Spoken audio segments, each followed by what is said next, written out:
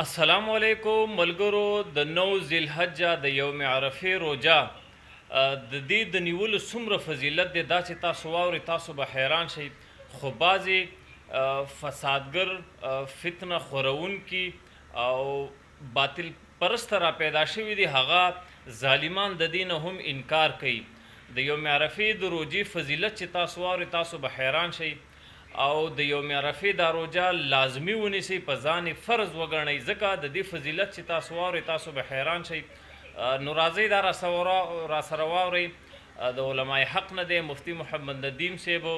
د یوم عرفې د روجې څومره فضیلت دی داسې تاسو واورئ تاسو به حیران شئ نو خامخا واورئ او که ویډیو هم خوښه شوه نو لازمي لایک او چینل د سره سبسکرایب کړئ راځئ د ویډیو طرف ته ځو زمونږ یو عالم دی لوی عالم هغه پکې مقتم وایي وی دا د نهم ذی الحجې روژه چې چا ونیوله نو بس دا دې په دې مطمئن شي چې دا روان کال به دا ژوندی دی کې به مري نه دی ولې د رسول الله صلی الله علیه وسلم خبرې خو هغه وحي وه حدیث د نبی علیه السلام هم وحي و ما ينطق عن الهوا ان هو الا وحي یوحى یو قسم وحي قرآن و دویم قسم وحي احادیث و وحي خفي چې ورته ولګي وحي غیر مطلوب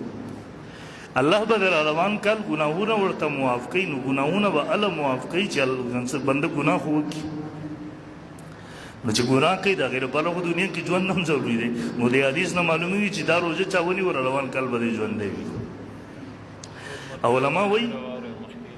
د دې حدیث مطلب دا دی چې د روان کال ګناهونه به ورته معاف کوي نه الله به آینده کال محفوظ ساتي د ګناهونو یو مطلب یې دا دی او دویم دا دی په دې روژې سره به الله ده ته دومره ثواب ورکي چې که آینده کال دا واړه ګناهونه هم کوي د هغې لپاره به دا کفاره وګرځېږي علما په دې کې اختلاف کوي چې ای د رمضان مبارک دا اخرنۍ عشره غوره ده که د ذوالحجې د اوله عشره غوره ده په دواړو کې غوره کم یو ده نو د علماو د یوې ډلې رایې دا ده یاره د رمضان مبارک د اخرنۍ عشره غوره ده بله ځکه په هغې کې لیلة القدر ده شپه د قدر ده پکې د علماو بله ډله وایي نه دا ورځې غوره ځکه په دې کې یوم العرفه ده هغه په ټول کال کې غوره ده ملا علی قاري رحمه الله تطبیق کوي غوره قول هغه دی هغه وایي په ورځو کې د ټولو نه افضل ورځې هغه د ذوالحجې د لس ورځې دي ځکه په دې کې ورځ د عرفې ده او په شپو کې د ټولو نه غوره د رمضان مبارک د اخرنۍ عشرې هغه لس شپې دي ځکه په هغې کې شپه د قدر ده تاسو اندازه لګولی شئ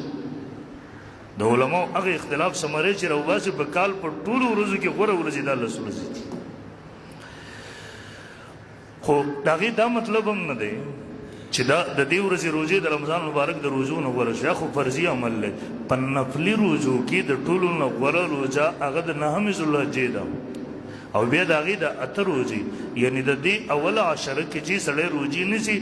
دا روژې په نفلي روژو کې د ټولو نه بهترین مقام او مرتبه لري دې ته الله رب ذوالجلال پر او بیا د عرفې په ورځ دا نهه ورځې چې کومې دي په دې کې د هرې ورځ په روژې نیولو سره الله رب ذوالجلال انسان ته د یو کال ګناهونه معاف کړي بیا د عرفې ورځ چې نهمه ذی الحجه د اختر نه یوه ورځ په هغه ورځ روژې نیولو سره انسان ته الله د دوو کالو ګناهونه معاف کړي یو د تیر کال یو د روان کال حدیث د مسلم شریف دی صحیح حدیث دی نبی علیہ السلام وفرمایل یکفر السنة الماضیة والباقیة د دغې نهمې ذی الحجې د روژې په عوض کې الله یو د تیر کال یو د روان کال ګناهونه بنده ته معاف کړي